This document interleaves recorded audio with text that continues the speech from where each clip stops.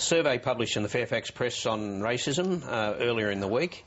You can hardly say that there are no racists in the country anymore because 12% of Australians actually declared themselves. Yeah, if you take the definition that you've got a prejudice against a particular culture, that makes you a racist. But what's it all about? What is this navel-gazing, this constant looking at ourselves and asking ourselves who we are and what we are? I mean, there's much more domestic violence in this country and biffos between drunken blokes on a Saturday night in the pub than there is racist attacks on each other. I mean, why don't we just get on and live the life? I mean, I can't understand that. That survey had been going since 2001 or something. I mean, it's 12,500 people were surveyed over about a 10-year period. A 10-year period, and then they come to these conclusions. Some of the questions looked fairly open-ended to me. And, I mean, the proof is in the pudding and the way we live and the way our communities are. And I just can't see the sense in this nonsense. Do you see it has any impact, though, on the politicians and the way they think and the way they campaign? Yeah, I think it does. And I don't think you can sort of dismiss it. I think, obviously, these kind of sentiments do exist in the community. There's no doubt about that. But what is it? But if it does, what does it matter? I mean, what does it matter if it's not played out in any way, in the way people live their lives? If they... I mean, I don't understand why we continually have to ask ourselves whether we all get along. Well, there are times when we don't get along. I mean, I think the Cronulla riots was an example of that.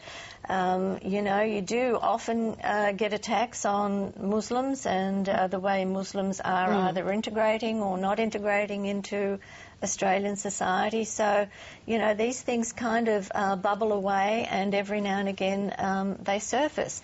And I don't think you can pretend that they're not real. I mean, they are real. And the thing is to work out ways of constructively engaging. And of course, if you pick on Muslims, you can be described as a racist. Do you appreciate, though, that if you pick on the Irish, equally, you're a racist? Well, that's been happening. Let's have a listen to Bill Heffernan and Senate estimates, and the Greeks, the guest of the Parliament at the time. The guest of the Parliament, by the way, not that he was treated as a guest, was Alan Joyce, the head of Qantas. Here it is. Mr. Joyce, thank you for that long answer. I think you could talk under cement. I'm Irish, Senator. I could probably talk a lot. You come from a long line of Irish bomb makers, do you?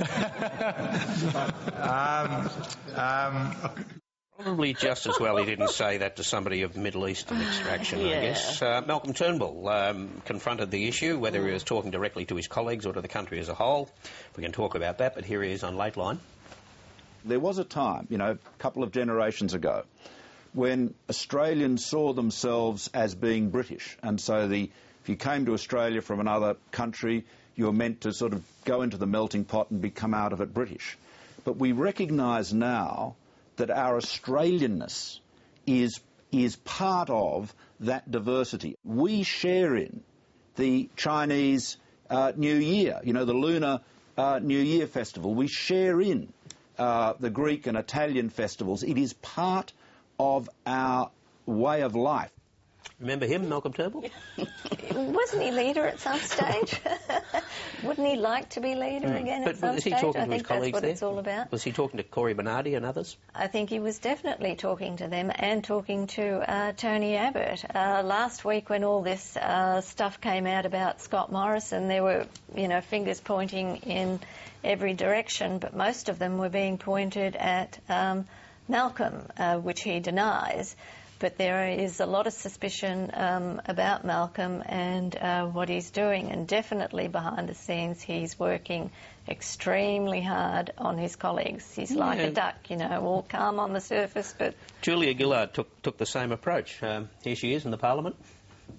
We watched the member for Wentworth on Lateline last night and we could read between the lines. Yep, it was on. It was on. Back to their old days of chasing each other round about the leadership.